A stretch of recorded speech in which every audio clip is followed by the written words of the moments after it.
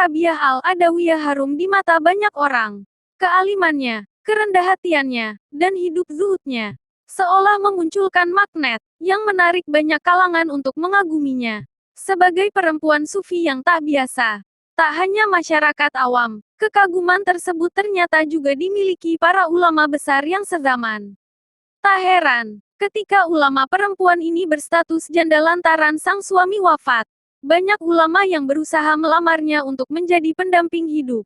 Dalam kitab Duratun Nasihin diungkapkan, para ulama ternama yang terpikat hatinya itu antara lain Hasan al-Basri, Malik bin Dinar, dan Sabit al-Banani. Ketika para ulama tersebut suatu hari datang ke kediaman Rabiah al-Adawiyah dan mengutarakan maksud tulus mereka untuk meminang, dari balik hijab Rabiah berujar, "Baiklah, tapi aku ingin tahu, siapakah di antara kalian yang paling alim? Maka aku akan bersedia menjadi istrinya."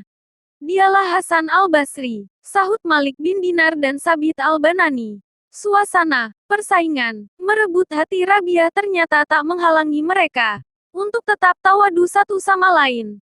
Rabiah pun mulai mengajukan persyaratan kepada Hasan al-Basri. "Jika Tuan mampu menjawab 4 masalah yang aku ajukan maka aku bersedia menjadi istri Tuan."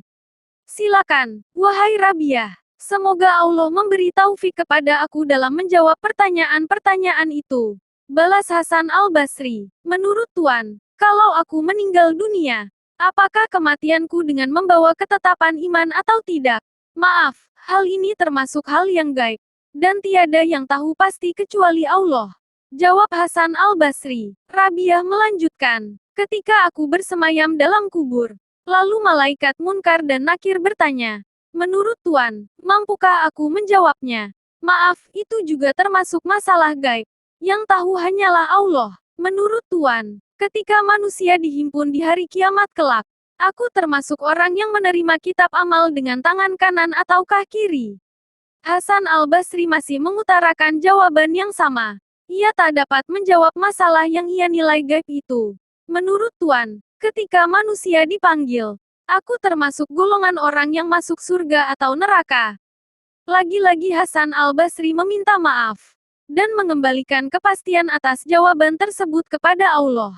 Ia tahu, Rabiah adalah tokoh dengan ketaatan dan prestasi ruhani yang luar biasa. Tapi untuk urusan nasib kehidupannya kelak, Hasan tak mau memberi penilaian. Hasan menghindar dari apa yang menjadi hak prerogatif Allah.